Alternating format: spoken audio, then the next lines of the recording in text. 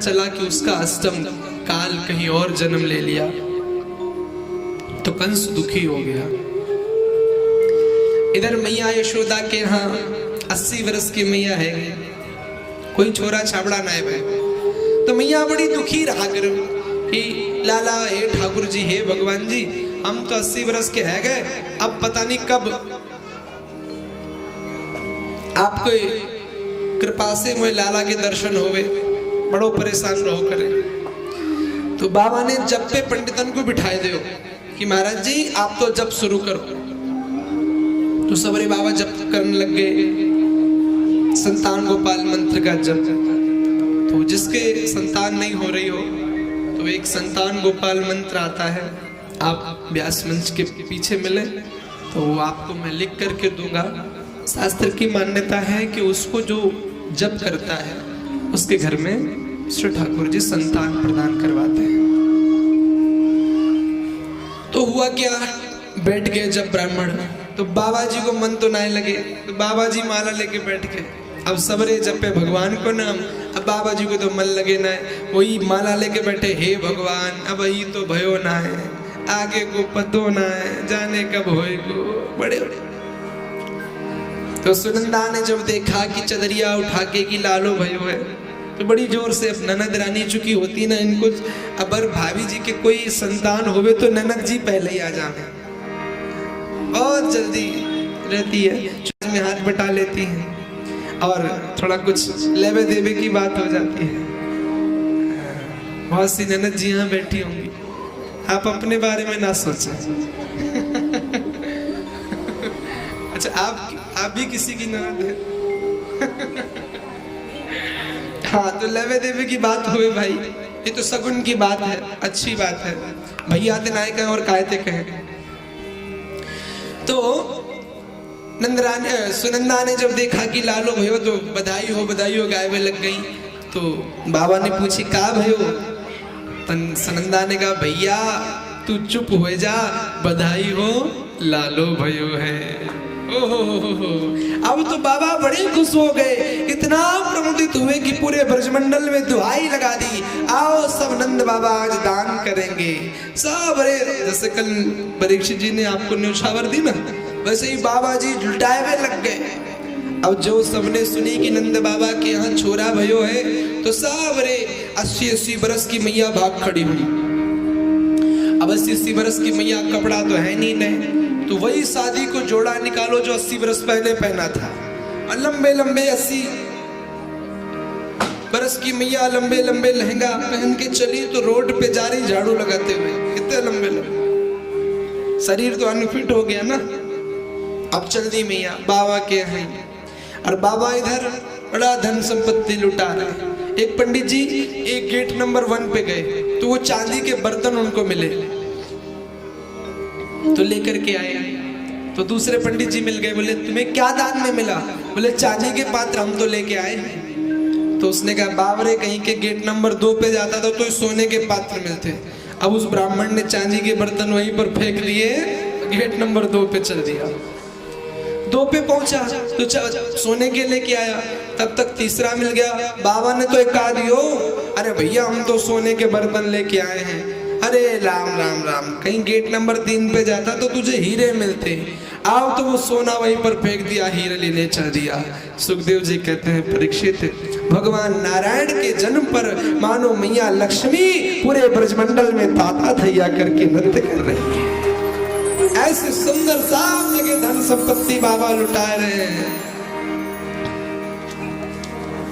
अब एक लाला आयो, तो दूध दही आपस में सब एक दूसरे को उड़ेल रहे हो, एक दूसरे में दूध दही को। तो नंद बाबा ने कहा भैया मैं लल्ला के दर्शन तो कराए दे। तो एक छोरा ने कहा बाबा जी, बाबा लल्ला के दर्शन ऐसो ना करे, सज धज श्रृंगार करके करे। लाला तो भाई 16 कलाओं से जन्म लिया है। तो बाबा ने कहा ठीक भैया सजाओ हमको। तो ब्यूटिशियन आ गए बहुत सारे, भोपाल से मंगवाए गए। बहुत सारे बच्चे आ गए, ग्वाल बाल, और बढ़िया बाबा को चमचमाती बगलबंदी पहनाई, बढ़िया सुंदर इत्र लगायो, एक पगड़ी पहनाई, माला डाली, और बढ़िया मूछों पे इत्र लगा दिया, बाबा की खुशबू आ जाए थोड़ी, बढ़िया एकदम सुंदर बना दिया। तो बाबा ने कहा लियो और छोरा दर्पण देखे कैसो लगे। तो जो दर्पण में देखा सो बाबा पूछे भैया कैसो लग रहा हूँ। तो सवेरे छोरा बोल पड़े बाबा तू तो बिल्कुल दूल्हा लग रहा है। ओए होए बाबा तो फूले नहीं समाये। अब किसी 90 बरस के डोकरा को कह दो भैया तू तो दूल्हा लग रहा है तो आए तो एकदम याद आ जावे 25 साल की बात। सही की ना? बड़े प्रमुदित बाबा।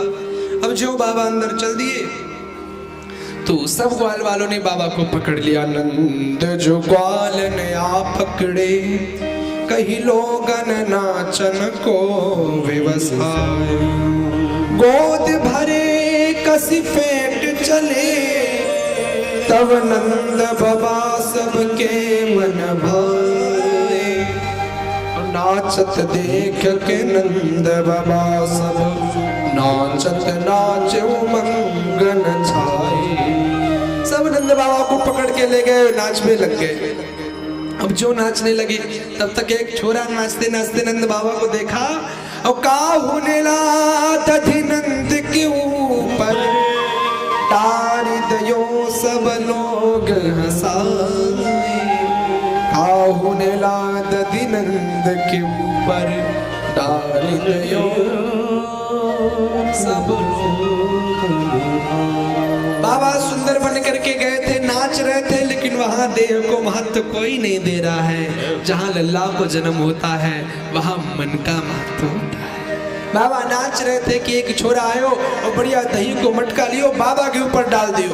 अब जो बाबा पे डाली बाबा की सबरी इत्र सबरी सेंट सब बेकार चली गई। बाबा ने बड़े गुस्से में देखी तो छोरा ने कही लाला बाबा गुस्सा मत करो, लल्ला के दर्शन के लिए सबसे शुभ है दही। क्योंकि हमारे यहाँ कोई शुभ होता है तो बोले दही खा के जाओ, दही चीनी खा लो। तो दही से जो स्नान करे वो सबसे शुभ होवे। अब जो इतनी बात सुनी तो बाबा ने भर भर के मटकिया सब दही उड़ेलना शुरू कर दिया। सुखदेव कहते परीक्षित लक्ष्मी जी के साथ साथ आज वृंदावन मानो क्षीर सागर बन गया हो। चारों तरफ दूध दही की नदियां बहने लगी। धेनुराम युति प्रादा विप्रेभ्यः समलंकृते तिलाद्रीन् सप्तरत्नौघ शातकं बाबरावृता। धेनुराम युति प्रादा 2 लाख गैयों का दान किया। 7 बड़े बड़े अन्न के तिल के पहाड़ बनाए, सब दान किए बाबा ने। बड़ा दान में लगे हुए हैं। ऐसे बड़ा सुंदर उत्सव मनाया जा रहा है। मेरे भाई बहन अब इस कथा का आपको सूत्र बताते चलो। बड़ा प्यारा सूत्र है। आप सभी लोग कथा में जाते हैं, कृष्ण जन्म मनाते हैं, नाचते हैं, गाते हैं। क्या कभी आपने सोचा कि आपके घर में भी कृष्ण आए, आपके यहाँ भी उत्सव मने? क्या कभी सोचा? नहीं। आप सिर्फ दूसरे के भागवत में गए, चौथे दिन नाच लिया, लड्डू पा लिया और कृष्ण जन्म मना लिया। नहीं, वो नंद बाबा का नंद है, लाला है, वो यशोदा का छोरा है। आपके घर में कृष्ण आया कि नहीं आया, ये चिंतन करो। और जब चिंतन करोगे तो उसका कारण निकलेगा कि अभी छोरा नहीं आया। वो आएगा कब? जब आप वसुदेव देवकी बनेंगे। वसुदेव देवकी कौन है? वसुदेव है जीव, वसुदेव है जीव, ये शरीर वसुदेव है और देवकी है बुद्धि। देवकी है बुद्धि और देवकी के जब 6 पुत्र मर जाते हैं तब भगवान आते हैं। अब ये 6 पुत्र कौन हैं? तो बोले भैया ये खड विकार ही 6 पुत्र हैं। बुद्धि के खड विकार काम क्रोध मद लोभ मात्सर्य ईर्ष्या, जब ये जीवन में जब तक ये नहीं मरेंगे तब तक गोविंद आने वाला नहीं है। आपके घर में भी कृष्ण आ जाएगा। देवकी ने सबसे पहले अपने 6 पुत्रों का त्याग किया। 6 पुत्र जब दूर हुए तब ठाकुर जी आए।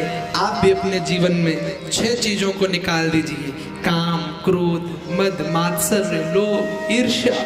क्या रखा है क्रोध में? बहुत से लोग बड़ा ज्यादा क्रोध करते हैं।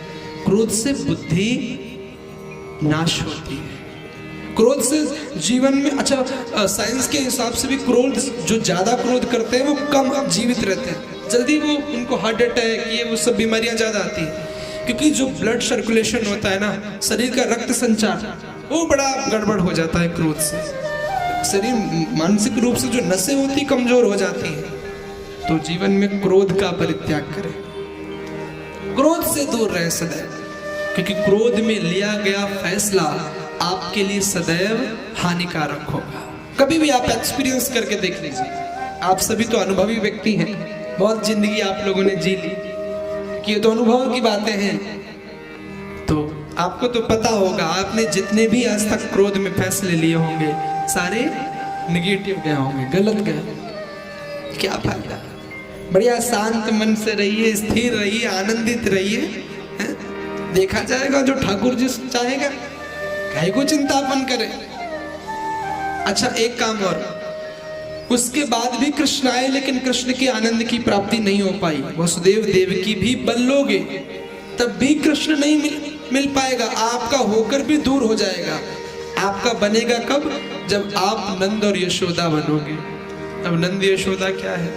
बोले यशम ददाति सह यशोदा, जो सदैव दूसरों की यश का गुणगान करे, जो दूसरों को यश प्रदान करे, केवल अपनी नहीं कि महाराज जी मैं ऐसा हूं, ना ना ना, पड़ोसन की भी बखान करे। हाँ, ये भी बढ़िया है, वो भी अच्छे हैं, ताऊ जी भी बहुत बढ़िया हैं, चाचा जी भी अच्छे हैं। जो सदैव दूसरों, अपने आप को नीचे कर दे और जो सदैव आपको बढ़ा दे, वह यशोदा है। हमारे योगेश जी, मैं जब भी इनसे मिलता हूँ, हालांकि आप ये मत समझिए कि इनकी आप कथा हो रही तो मैं उनकी चर्चा कर रहा हूँ, ऐसा कभी नहीं। अपन राम जी तो सबसे पहले कहते हैं भाई खरी बात बोलते हैं, अच्छा लगता है तो मुंह पे कह देते हैं अच्छा लगता है, अब बुरा लगता है तो मुंह पे। और कई लोग कहते हैं महाराज जी आपका नेचर आपके परीक्षित जी से मिलता है तो अपन खुला खुला बोल देते हैं। इतना प्यारा स्वभाव है उनका, सदैव सबकी तारीफ करते हैं। बोले, मैंने कहा कल वो देवास वाले गुरु, अरे महाराज जी बड़े बढ़िया गुरुजी हैं वो, मैंने कहा नहीं बड़े सुंदर है वो, उनके बड़ा सुंदर लगता है भाई। तो कह रहे हाँ गुरु जी, मैंने मतलब जिनका जिनका भी नाम लिया, कभी ये नहीं पाया कि किसी की अप्रशंसा की हो, सबकी प्रशंसा, सबको बांध के रखना, है ना। इतना सुंदर स्वभाव सबका होना चाहिए। आचार्य जी हैं सभी, शीतला माता मंदिर के पुजारी जी हैं, महाराज जी हैं, ये सब देखिए कितना बड़े भाव के साथ में। कल हमसे बोले महाराज जी भोपाल की जो स्वयं की भाषा है वो आपको नहीं सुनाऊंगा बोले भोपाल की भाषा बड़ी प्यारी है। तो एक छोरा ने खैर हमको थोड़ी सी सुना दी थी लेकिन यहाँ की जो लोकल भाषा, बोले यहाँ तो तू तड़ाक करके बोले जैसे आपके यूपी में मर्डर हो जाए ना बात बात पे, यहाँ बात बात पे भोपाली निकले। बोले जय श्री कृष्ण तो खैर आपने नहीं सुनाई, कोई बात नहीं है, कभी सुनने को मिलेगी। जय श्री कृष्ण। तो भगवान कब आएंगे? जब अपने आप को पीछे करके आप दूसरे को आगे बढ़ाएंगे। जब आप दूसरे को आगे बढ़ाएंगे तो जो बुद्धिमान पुरुष हैं वह स्वतः समझ जाएंगे कि आप कितने अच्छे हैं। कई शिष्य ऐसे होते हैं जो मेरे अंदर मुझे बस मतलब ये चाहते हैं कि महाराज जी हमको बहुत माने, बहुत गुरुजी हमको माने, तो वो अपनी ही चर्चा करते रहते हैं। गुरुजी हम तो 4 बजे उठ जाते हैं और हमारा बेटा भी 4-3 बजे उठ जाता है, हम लोग सुबह 2-3 घंटे पूजा करते हैं। अरे ठीक है भाई, काहे को चर्चा कर रहा है, तू पूजा करता है, अच्छी बात है। कई लोग तो, हम कहीं किसी के घर गए और नाटक चल रहा है ससुराल सिमर का, जो एंट्री मारी की आस्था लगा दिया। अब लोग बोले गुरु जी आ रहे, आस्था लगा। गुरु सन कपट मित्र सन चोरी कह हो निर्धन। अरे देखो भाई क्या जाता है, दृश्य है उसमें कोई खराब थोड़ी ना। देखिए अगर मनोरंजन की चीजें हैं वो देखिए। अब गुरु जी आए तो चेंज कर दिए, ये गलत है, ये गलत है। यहाँ पर झूठ नहीं, आडंबर नहीं होना चाहिए। भगवान के सामने आप जैसे हो बिल्कुल वैसे प्रत्यक्ष, गुरु के सामने, भगवान के सामने आडंबर नहीं होना चाहिए। जैसे हम कई लोग भगवान जहाँ जितने वैसे हो, भगवान जी के सामने बोलेंगे अरे मैंने बहुत से ऐसे देखे मांसाहारी जो बोलते महाराज जी हम मंगलवार और बृहस्पतिवार नहीं खाते, बाकी सब खाते। ये लो, यानी मंगलवार बृहस्पतिवार नहीं खाते, बाकी सब दिन खाते, क्या फायदा हुआ? तो भक्ति में दिखावा नहीं होना चाहिए, भक्ति में आडंबर नहीं होना चाहिए। मैं सदैव जो मेरे प्रिय हैं, जो मेरे शिष्य हैं, मैं उनसे जीवन भर यही कहता हूँ कि आप लोग दीक्षित होने के बाद कभी भी भक्ति में आडंबर मत करना। क्या दुनिया को बताने की क्या जरूरत है? हमें क्या काम दुनिया से? मेरा गोविंद प्यारा है, अरे वो खुद देख लेता, उसको दिखाने की जरूरत नहीं है। जैसे एक्सरा होता है ना, शरीर के ऊपर की फोटो लेता है लेकिन अंदर तक का पता चल जाता है, वैसे मेरा गोविंद तो एक्सरा है। यहाँ आओगे तो अपने आप ही पता लगा लेगा आप कैसे हो कैसे नहीं हो, उसके सामने दिखावा करने की जरूरत नहीं है। तो नंद और यशोदा बने। यशोदा, नंद कौन है? जो सभी को खुश रखे, आनंदित रखे। अच्छा, उसके बाद भी भगवान तभी भी नहीं मिलेंगे, फिर कब मिलेंगे? जब गोकुल में रहेंगे। अभी गोकुल क्या है? गो माने होता है इंद्रिय, गो माने क्या होता है?